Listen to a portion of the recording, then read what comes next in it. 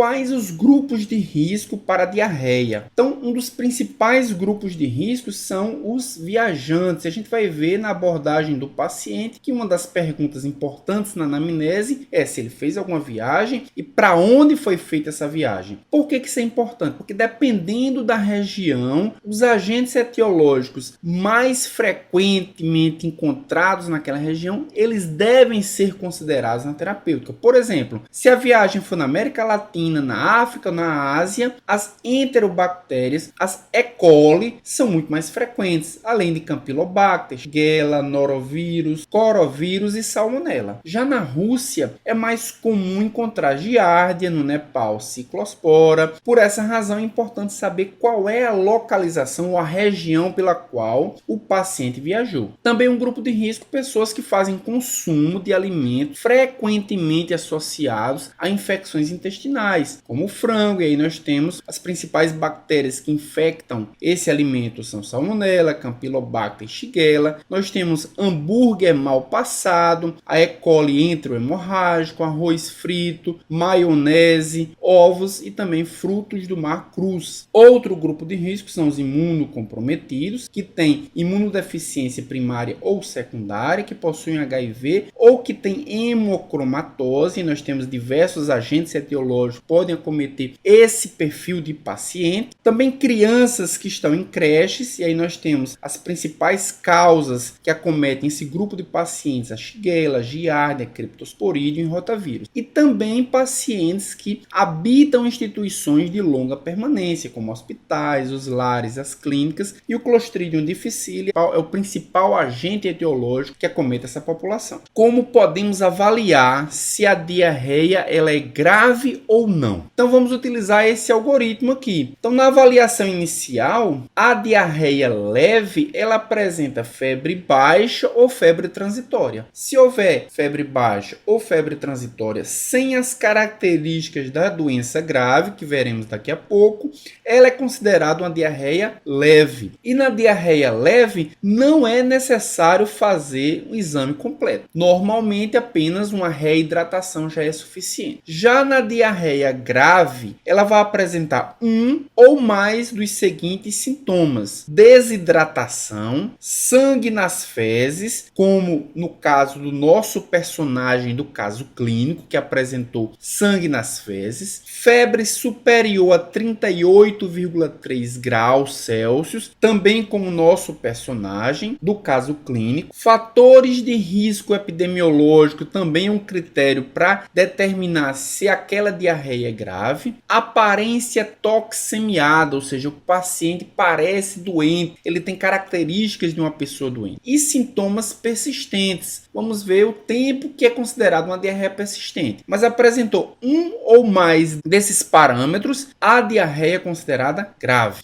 E o que é que se faz? Primeiro, se faz o hemograma completo, também se pede o painel bioquímico e, finalmente, se faz o exame de fezes. E aí nós temos os principais agentes etiológicos associados ao perfil do paciente. Se a diarreia foi adquirida na comunidade ou é chamada diarreia do viajante, ou seja, o viajante adquiriu depois de se fazer uma viagem, é muito comum essa diarreia ser causada por Salmonella, por Shigella, por Campylobacter e por essa cepa de E. coli. Já se o paciente ele é imunocomprometido, se considera os mesmos agentes etiológicos da doença adquirida na comunidade, além disso, Giardia, Cryptosporidium, Ciclospora e Isospora, que são agentes etiológicos que só causam diarreia em imunodepressão. E em pacientes que estão internados em hospitais, ou seja, pacientes nosocomiais, considera ainda a toxina por Clostridium difficile. A diarreia aguda ela pode ser classificada ainda ou subclassificada em diarreia aguda aquosa ou diarreia aguda disentérica. Que diferenças elas têm? No caso da diarreia aguda aquosa, a aparência das fezes ela é aquosa, enquanto que na disentérica ela é sanguinolenta. Ambas apresentam volume aumentado, mas em relação ao número de evacuações evacuações, a diarreia aguda aquosa, ela apresenta um número de evacuações menor, inferior a 10 vezes por dia, enquanto na desentérica, geralmente, essa frequência é maior, chegando a ser superior a 10 vezes ou 10 evacuações por dia. O mecanismo da diarreia aguda aquosa são toxinas ou absorção reduzida, enquanto na desentérica, geralmente, a invasão da mucosa. Então, o agente infeccioso,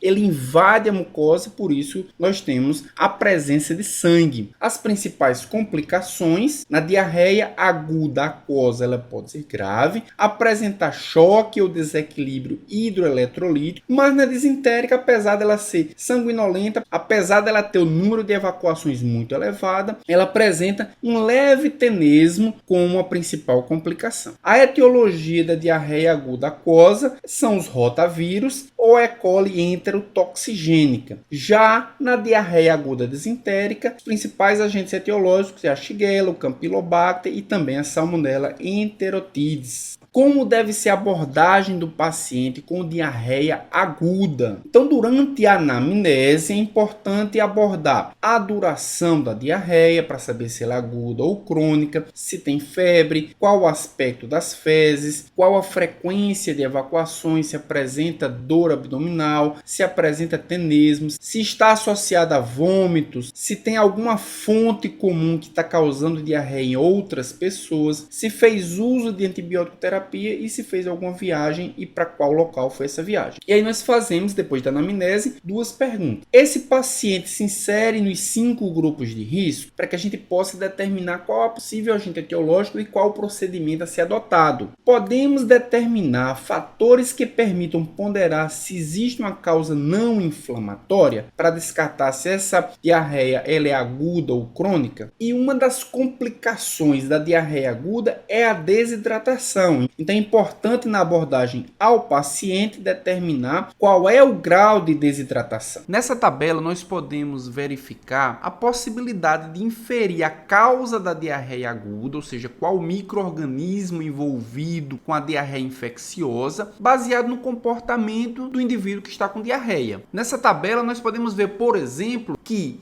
se o indivíduo está com diarreia e muito provavelmente, ao fazer anamnese, essa diarreia ela tem uma origem alimentar, deve-se suspeitar pela ordem de prioridade Salmonella, em E. coli enterotoxigênica, na Yersinia e no Ciclospora. Já em casos de transmissão hídrica, ou seja, depois que a anamnese for feita, suspeitar-se que a diarreia em virtude da ingestão de água contaminada, deve-se suspeitar também nessa ordem de Vibrio, Giardia e Cryptosporidium. Já se a causa da diarreia, a suspeita principal recair sobre mariscos e crustáceos, nós temos Vibrio, Norovírus e Salmonella como as principais suspeitas. Se a suspeita recair sobre aves de capoeira, Campylobacter e Salmonella são as principais bactérias envolvidas nesse tipo de transmissão. Carne de vaca, nós temos a E. coli enterotoxigênica e enterohemorrágica. A diarreia causada por ovos contaminados, principalmente, é causada por salmonela. Na maionese nós temos Staphylococcus, Clostridium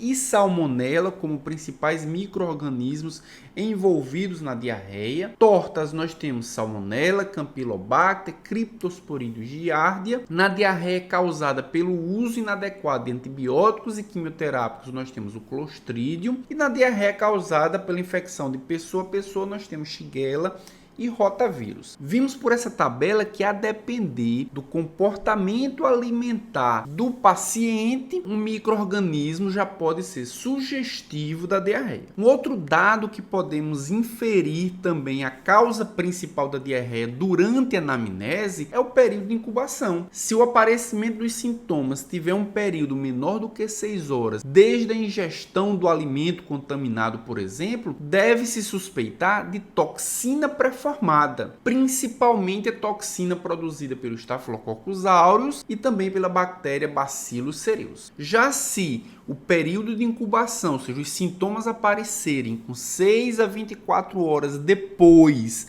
da ingestão de alimentos ou água contaminados, deve-se suspeitar também de toxina pré-formada, só que de Clostridium perfringens e bacilos cereus. Então vejam que um período de incubação muito agudo, com menos de 24 horas, normalmente é causado pela presença de toxina pré-formada. A invasão da mucosa normalmente tem um período de incubação um pouco mais prolongado, podendo chegar até 72 horas. Nesses casos, deve-se suspeitar de novovírus, E. coli enterotoxigênica, Vibrio e Salmonella como prioritários, depois Shigella, Campylobacter e Yersinia, e finalmente as causas podem ser Giardia, Ciclospora e Cryptosporidium. Após a anamnese, deve-se fazer o exame físico. O que é que deve-se avaliar no exame físico? Peso e altura, para se ter uma ideia do IMC. Também o estado geral do paciente. O terceiro ponto é o mais importante no estado físico de um paciente com diarreia aguda. São os sinais de desidratação. Deve-se avaliar as mucosas, se elas estão secas. Se o paciente apresenta oligúria, ou seja, a quantidade de urina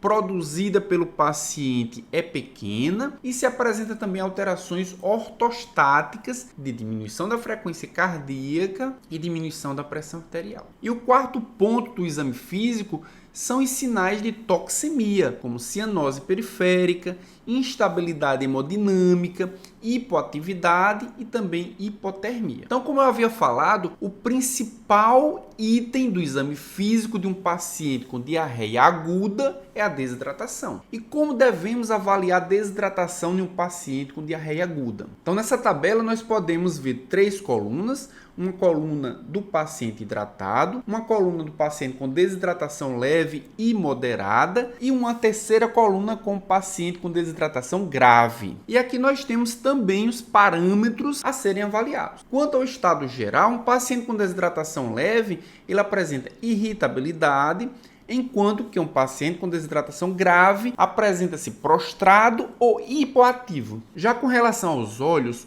um paciente com desidratação leve a moderada apresenta enoftalmia, enquanto que um paciente com desidratação grave apresenta enoftalmia mais pronunciada. E o que é enoftalmia? Enoftalmia são os olhos profundos. Então, paciente com olhos profundos é um sinal de desidratação. Já com relação às mucosas, o paciente com desidratação leve apresenta mucosas úmidas reduzidas, enquanto que um paciente com desidratação grave, as mucosas apresentam completamente secas. O item turgor da pele, o que significa turgor da pele? Significa perda de elasticidade. Então, o paciente com desidratação leve apresenta o turgor da pele alterado, mas o com desidratação grave apresenta muito alterado. As lágrimas estão diminuídas ou ausentes no paciente com desidratação leve, mas no paciente com desidratação grave, elas estão certamente ausentes. As fontanelas podem estar deprimidas ou muito deprimidas, se o paciente estiver com desidratação leve ou desidratação grave. A sede é evidente para o paciente com desidratação leve e muito intensa para o paciente com desidratação grave. Com relação aos pulsos, nós temos pulsos finos ou pulsos difíceis de palpar se a desidratação for mais grave. A perfusão periférica leva de 3 a 6 segundos para o paciente com desidratação leve e moderada, enquanto que para o paciente com desidratação grave,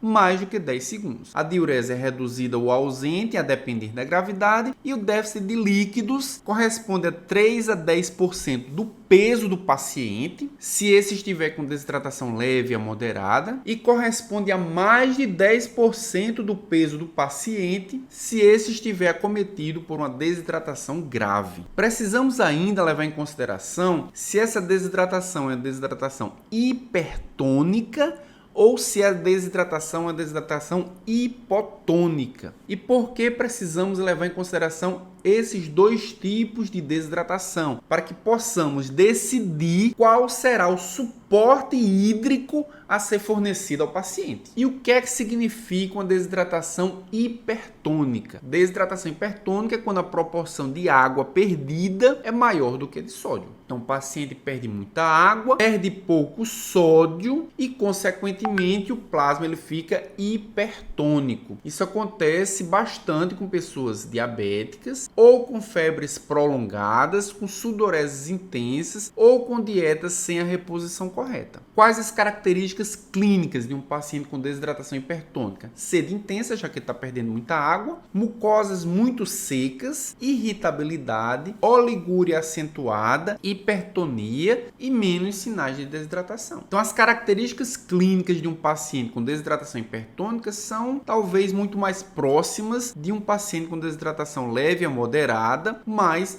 acontece principalmente pela perda muito grande de água e pouco dos íons. Então, a reposição precisará ser maior de água do que dos íons. Já na desidratação hipotônica, a desidratação hipotônica acontece quando a perda de sódio é maior do que a de água. Está perdendo muito mais íons do que água, ou seja, a reposição precisará ser maior de íons do que do próprio líquido. Características clínicas do paciente com desidratação hipotônica. Ele apresenta pouca sede, está perdendo pouca água. As mucosas são menos secas, a diurese está presente, o paciente apresenta hipotonia e apresenta mais sinais de desidratação, como turgor e fontanelas alteradas. E quais são os exames complementares para o paciente com diarreia aguda? Primeiro, deve-se fazer, evidentemente, os exames de fezes, mas dentre os exames de fezes preferidos podem ter pesquisa de elementos anormais nas fezes, o próprio parasitológico de fezes, que vai identificar larvas e ovos de parasitas que podem estar envolvidos na diarreia aguda. Também deve-se fazer ou pode-se fazer potencialmente a coprocultura, caso suspeite-se de uma infecção bacteriana. A coprocultura tem a finalidade de identificar o micro-organismo e também testar a sua sensibilidade aos antibióticos prescritos. Deve-se fazer também um hematócrito, ele avalia a desidratação, além dos aspectos clínicos. Laboratorialmente, o hematócrito avalia desidratação. Também um perfil de eletrólitos para ver se há perda iônica nas fezes e a gasometria, porque a perda iônica muitas vezes altera as condições de pH plasmático, então deve-se avaliar alterações do pH se o paciente apresenta uma acidose ou se o paciente apresenta uma alcalose em virtude da perda iônica. Você está gostando da aula até aqui? Você acha que o conteúdo que você está vendo é relevante? Então assine o canal, compartilhe com outras pessoas esse conteúdo, esse vídeo, e também não deixe de marcar o sininho, pois ele vai te notificar quando tiver novos vídeos.